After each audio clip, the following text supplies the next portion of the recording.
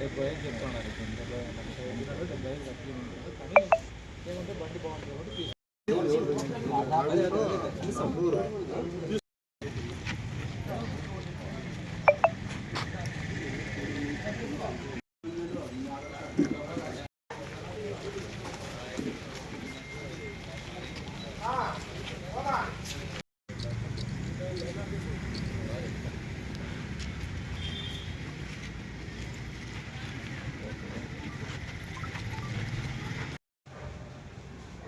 ముందుగా ఈ press meet ముఖ్యంగా దేని కనుక 17/2/2025 ఉదయం 8:30 గంటల ప్రాంతంలో అనుమానాస్పదంగా తప్పిపోయినటువంటి BVR News Today YouTube channel నిర్వహిస్తున్నటువంటి బి తిరుమల రెడ్డి అనే వ్యక్తి హెచ్ఎన్ఎస్ కాలువ దగ్గర తప్పిపోయినట్లుగా అనుమానాస్పదంగా అతని మోటార్ సైకిలు, చెప్పులు, అతని మొబైలు అక్కడ పడి ఉండి మోటార్ సైకిల్ కూడా డ్యామేజ్ అయి ఉండడంతో అతన్ని తిరుమల రెడ్డి కనపడమే చేసి వాళ్ళ భార్య ఫిర్యాదు మేరకు కసాపురం పోలీస్ స్టేషన్లో ముందుగా 16/25 మ్యాన్ మిస్సింగ్ కేసు నమోదు చేయడం జరిగింది. ఆ తర్వాత తిరుమల రెడ్డి ఆచూకీ నిమిత్తము గాలింపు చర్యల్లో భాగంగా డాగ్ స్క్వాడ్ను, క్లూస్ టీమ్ను ఉపయోగించి చూడగా అతన్ని ఎవరో గుర్తు తెలియని వ్యక్తులు కొట్టి హెచ్ఎన్ఎస్ కాలువలో పడివేసినట్లుగా ప్రాథమిక సమాచారం మాకు. అందులో భాగంగానే హెచ్ఎన్ఎస్ కాలువలో గాలింపు చర్యలు చేపడుతుండగా 18/2/2025 మధ్యాహ్నం 2 గంటల ప్రాంతంలో హెచ్ఎన్ఎస్ కాలువ దగ్గర ఈ మధ్యగర బ్రిడ్జ్ దగ్గర తిరుమల రెడ్డి శవమై నీటిపై తేలియాడుతున్నాడు, కనపడినాడు. ఆ విధంగా అతన్ని నీటిలో నుంచి బయటికి తీసి మృతదేహాన్ని బయటికి తీసి వాళ్ళ భార్య గుర్తించిన తర్వాత ఆసుపత్రికి తరలించి పోస్ట్మార్టం నిర్వహించడం జరిగింది. ముఖ్యంగా ఈ కేసులో ముద్దాయిల్ని ఎవరైతే నేరం చేసినారో వాళ్ళని పట్టుకోవడానికి మాకు గౌరవ జిల్లా ఎస్పీ పి జగదీష్ అనంతపూర్ గారు, అదేవిధంగా గుంతకల్ సబ్ డివిజన్ డిఎస్పీ ఏ శ్రీనివాస్ గారి ఆధ్వర్యంలో నేను, మా కసాపురం ఎస్ఐ గారు, వారి సిబ్బంది కలిసి ప్రత్యేకంగా ఈ కేసులో ముద్దాయిలు అరెస్టు గురించి గాలింపు చర్యల నేపథ్యంలో ఈ దినము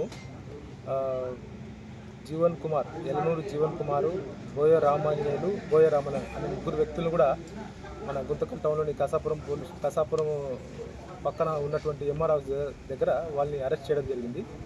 ముఖ్యంగా మా విచారణలో తేడా ఏమంటే ఈ జీవన్ కుమార్ అనే వ్యక్తి సంగాల విలేజ్ దగ్గర ఉన్నటువంటి అతనికి సంబంధించిన పొలం 4 ఎకరాల పొలం ఉంటే దానికి ఆనుకుని ఉన్నటువంటి ప్రభుత్వ భూమి 1 ఎకరాను కూడా కలిపి సదును చేసుకుంటుండగా ఆ విషయం గమనించినటువంటి తిరుమల రెడ్డి గవర్నమెంట్ భూమి సదును చేయడం నేరం కదా అని చెప్పేసి అతనితో చెప్పి తర్వాత కూడా రెవెన్యూ అధికారులకు ఫిర్యాదు చేయడం జరిగింది.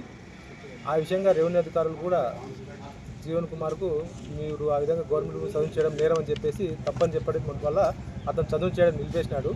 అప్పటి నుంచి జీవన్ కుమార్కి తిరుమల రెడ్డికి మధ్యలో మనస్పర్ధలు ఏర్పడినాయి. ఈ విషయంగా నేను నీకు కంప్లైంట్ చేయకూడదు, ఉండకుండా ఉండాలంటే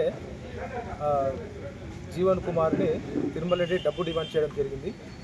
అప్పటి నుంచి మానసికంగా వేధించడంతో జీవన్ కుమార్ తప్పనిసరి పరిస్థితిలో మానసిక వేదనకు గురయ్యి ఎలాగైనా కానీ తిరుమల రెడ్డి అడ్డు తొలగించుకుంటే నేను సాఫీగా చేసుకోవచ్చు అనే ఉద్దేశంతో సంగాల గ్రామం గుంతకల్ మండలం సంబంధించినటువంటి బోయ రామాంజనేయులు, కసాపురం గ్రామం గుంతకల్ మండలం సంబంధించిన బోయ రామన్న వీరిద్దరి సహాయంతో పథకం ప్రకారము 17వ తారీఖు ఉదయం 17/2/2025 ఉదయము మన తిరుమల రెడ్డి హెచ్ఎన్ఎస్ కాలువ దగ్గర వస్తుండగా ట్రాక్టర్తో జీవన్ కుమారు తిరుమల రెడ్డిని బలంగా హత్య చేయడం జరిగింది.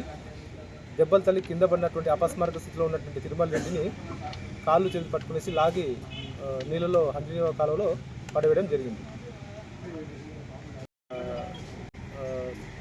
చాలా సహకరించినటువంటి కసాపురం ఎస్ఐ మరి సిబ్బందిని ప్రత్యేకంగా మా ఎస్పీ గారు అభినందించడం జరిగింది.